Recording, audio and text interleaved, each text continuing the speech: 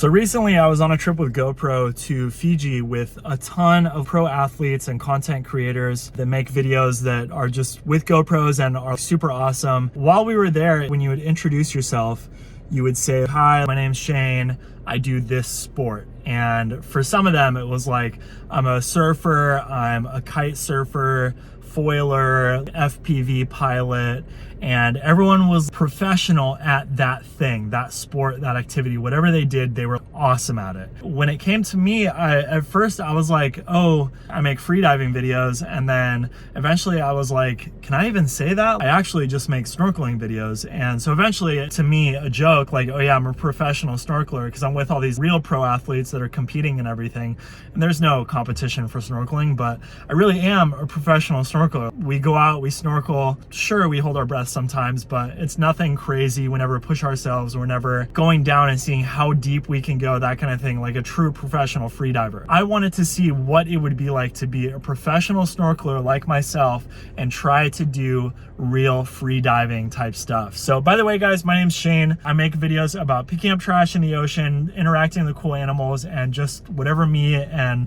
my friends see out there. So make sure that you're subscribed if you want to see more ocean adventures. Besides that, my arm is getting tired, so let's go get in the water and start to talk about what it's like to be a professional snorkeler and take on a freediving course. Let's go. So the freediving course starts with a classroom session where we talked about some of the very basics, like equalizing and the way pressure increases with depth. As I listened, I started to realize it's like being a good street fighter, but taking a fighting class. So I have the basics and the instincts, but I still have lots to learn. One thing I never noticed before we talked about it was that I always felt like I needed to wash my face when I first got in the water, but it could be because of the mammalian dive reflex, where having water touch your face, especially on your cheeks, will have an automatic effect where your body prepares to be holding its breath. The instructor Josh gives us specific strategy for breathing before diving, which is probably similar to what I was doing before, but I never really thought about the details. Especially because a lot of the drops that I've done throughout my life are chasing someone else to take their photo, so I just go quickly after they dive without thinking much about breathing. We had to hold our breaths while relaxing in a chair, and it was actually so difficult for some reason. I'm not sure if it was just in my head or if I'm really more used to being in the water. Josh says that most people can probably hold their breath for about 3 minutes or longer without any training. That's about the longest I've ever held my breath, so I got the feeling I was either about to hold my breath for way longer than I ever had, or I was about to be humbled by a bunch of other students who said they had barely ever tried freediving before.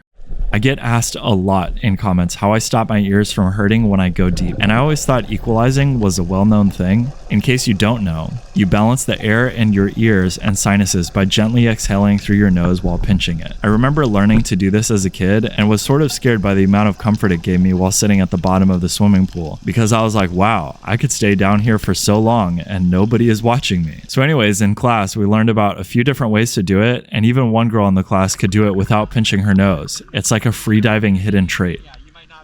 Something that had always held me back from pushing myself with freediving was hearing about blacking out. Obviously, I always dive with a partner, but I thought blacking out could lead to loss of brain cells or cognitive ability. But according to Josh, having a blackout isn't a huge deal as long as you have someone with you to help you get to air quickly. I still don't plan on pushing myself to that level, but it's interesting that blacking out isn't as problematic as I thought it was. He even said that one of his friends that blacked out on a 200-foot attempt was on her way up, and that in her blackout, she had a dream that she was at a house party. It doesn't sound that bad.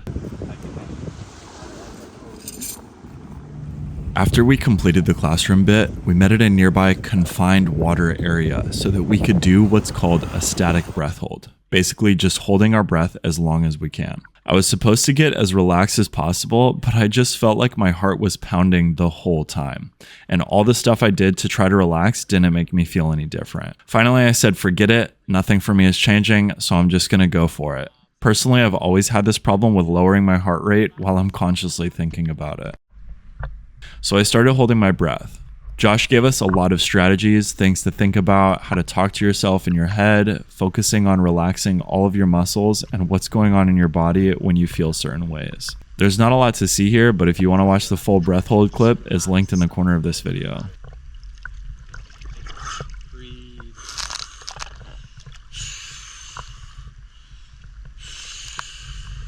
I ended up holding my breath for 4 minutes and 12 seconds. I thought I was at like a minute and a half. was like, this is so boring. I probably could have gone longer, but my meditation state was terrible, and I couldn't think about anything interesting enough to distract me from the boredom. Anyways, 4 minutes is plenty for anything I'll ever do, so I'm happy with it. That's it for day 1. Keep watching to see when the real freediving begins.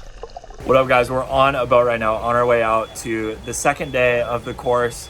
We're about to go freediving. We're supposed to hit 12 meters or like 38, 40 feet for the course to pass it, which should be super easy for me. Like, I go to that depth all the time. So I'm gonna see if I can go further. I actually hurt my neck recently.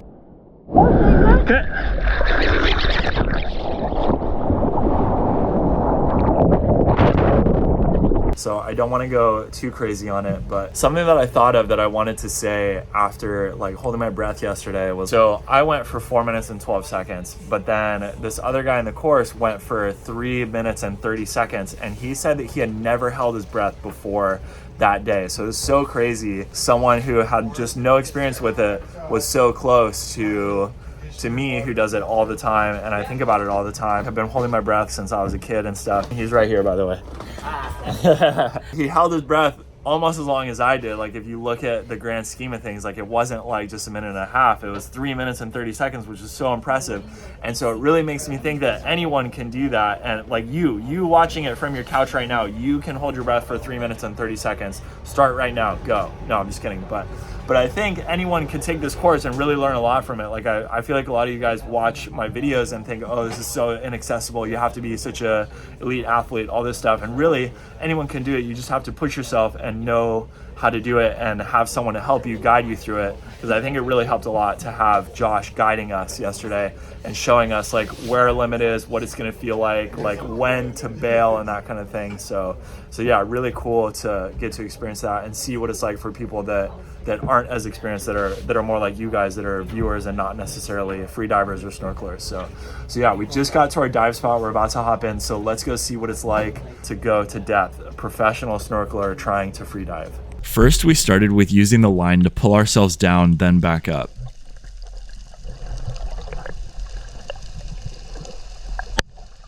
The first depth was really shallow, but I still wanted to follow the methods advised, so I did it with the rest of the students, but I think it was pretty easy for everyone.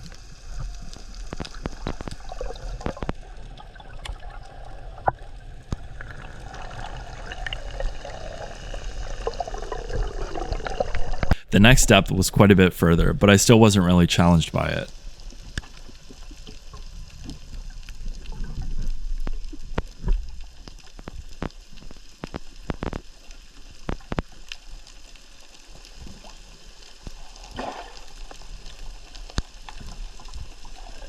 It was awesome to see some of the other students hitting the same depths, knowing that the deepest they had ever gone before was around 20 feet.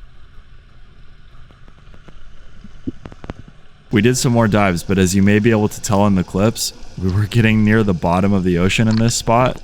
So once we did a few dives here, it was time to move to much deeper open water.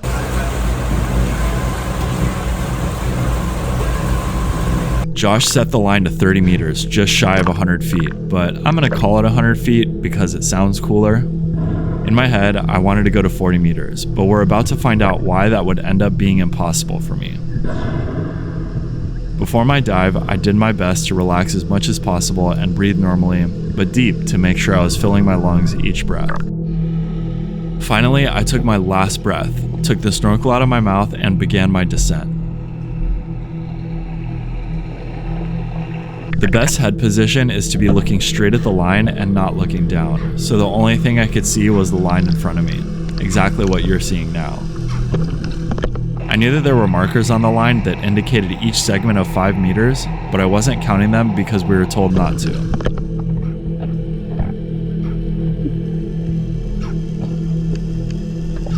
As I started to get deeper and deeper, I was beginning to have trouble equalizing, which I think you can hear in the footage.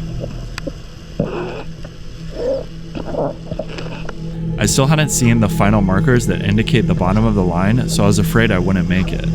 I kept pushing, slowly, while making sure my ears were equalizing enough, and then when I felt like I had absolutely no air left in my lungs to push into my ears, I saw the marker and knew that I was free. I I grabbed it and flipped around and began swimming up. The swim up was pretty easy. I'd been down for longer before while going out spearfishing and chasing a fish, for example, just never that deep.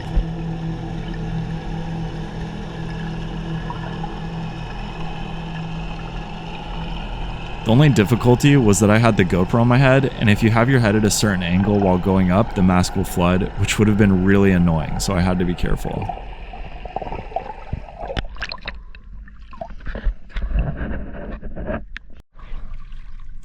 Nice. I was definitely challenged by that Freediver 1 course that I took, even as a professional snorkeler, like I was saying earlier. I didn't feel like I had to hold my breath that long to like get down as deep as I went, which was 30 meters or like 100 feet, like just short of 100 feet, but I'm gonna say 100 feet. I wasn't having a problem with anything besides I just couldn't get any more air into my ears. I was pushing as hard as I could and there was just nothing to push. There was no air to add. So what Josh told me is that basically it's like a more advanced technique to be able to do that, and that's how they get you to sign up for the level 2 course. So I don't think that I'm gonna do it. It's like not something that I was like, oh, this is so fun. I meant to say this earlier and now I'm finally saying it at like the end of the video, but this class was expensive. It was $400 and I don't have a sponsor for this video. I don't get a ton of views on my long form videos. So hopefully you guys watched it all the way to the end. If you did, I really appreciate it. We still sell hair ties on surfrags.co. So that's the one thing that I can plug to try to make some money back on making this video. And also go check out my Amazon storefront if you want to get some dive gear for yourself. And I'm gonna talk to Josh if I can get an affiliate link for people that want to come here and do the free diving course themselves. I really do think that you should do it if you're just interested in testing yourself like that. Anyone can do it, and even that guy that I showed in the video for a sec is proof of it. He got down to 25 meters and he had never dove past like 7 meters before. So he got a 3x improvement from what his like best ever was before. So that's like so awesome. It's really cool to see everyone else in the class like improve themselves. It was cool for me to feel challenged a little bit, like and have like so much control over the environment, because normally when I'm diving deep, I'm just like, hope somebody's watching me and hope nothing weird happens. And I don't really ever go past that point of like, I can't equalize anymore, like because I'd get a really bad ear problem. But yeah, so it's cool to just put myself to the absolute limit and go really to the bottom as far as I can with my current abilities. Like I'd have to learn new stuff, like I was saying. So yeah, it was pretty sick. If you enjoyed this video, let me know. I could try to do more stuff, but that's kind of all that I'm really good at is snorkeling, I'm realizing. But maybe I could go try to do something else where I'd be like challenged by it and you can see what it's like someone who's good in the water doing something rather than like someone who's already an expert at it or someone who's a complete idiot. I'm like somewhere in the middle, I don't know. But yeah, so thanks for watching. Smash like if you enjoyed this video, hit subscribe, and that's all the stuff we saw. Bye.